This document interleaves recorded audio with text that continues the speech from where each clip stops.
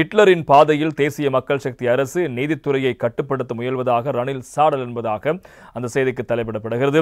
எதிர்க்கட்சிகளின் செல்வாக்கு அதிகரிப்பு மற்றும் அவற்றின் ஒன்றிணைவு குறித்து அச்சம் கொண்டுள்ள அரசாங்கம் ஒரு ஹிட்லர் போக்கிலான செயற்பாட்டை வெளிப்படுத்துவதாக ஐக்கிய தேசிய கட்சியின் தலைவரும் முன்னாள் ஜனாதிபதியுமான ரணில் விக்ரமசிங்கே கடுமையாக சாடியிருக்கின்றார்.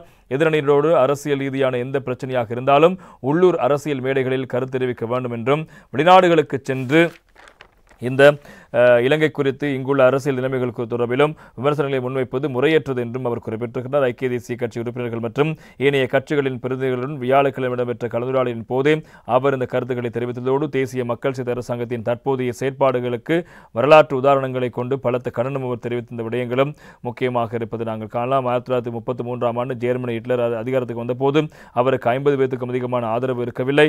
ஹிட்லரின் கட்சி வெறும் 40 வாக்குகளை பெற்றது. எனவே தனது அதிகாரத்தை தொடர்ந்தும் தக்க வைத்துக் கொள்வதற்காகவே ஹிட்லர் அன்று எதிர்க்கட்சிகள் அளித்தார்.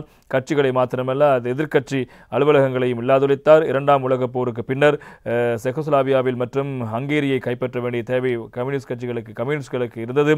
அங்கு சோவியத் படை மிக வலுவாக வேரூன்றி இருந்தது. இருப்பினும் செகோஸ்லாவியா அதிபரின் புதல்வர் வெளியுறவு அமைச்சர் கட்டிடத்தில் நான் 4வது மாடி ஜன்னலிலிருந்து தூக்கி எறியப்பட்டார். இந்த விடயம் அன்று எதிர்க்கட்சி பாராளுமன்ற குழுவில் விவாதிக்கப்பட்டது. ஜனாதிபதி அவரது தேசிய மக்கள் சக்தி அரசாங்கம் இலங்கையில் தற்போது செய்வது என்ன? ஜனாதிபதி அனுரவுக்கு வெறும் 40% வாக்குகளை உள்ளன.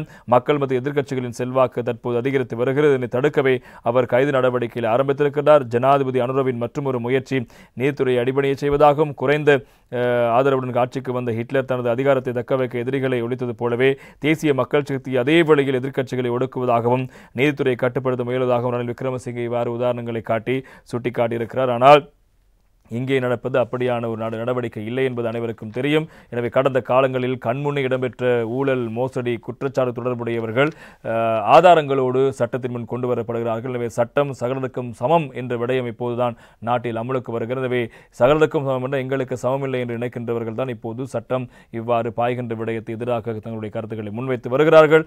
அவ்வாறு இருக்க இப்போது சட்டத்துக்கு அச்சப்படும் ஒரு சமூகம் உருவாக்கப்பட வேண்டும் என்று ஜனாதிபதி அனுரகுமார் திசாநாயக்க அவர்கள் தெரிவித்திருந்தார். இப்போது சகலருக்கும் சட்டம் நேராக சென்று கதவை தட்டுகிறது. தட்டுகின்ற போதுதான் பிரச்சனை வருகிறது. பிரச்சனை வருகின்ற போது இவ்வாறான கருத்துக்களும் வெளியில் வருவது சாதாரணமான விடயம்.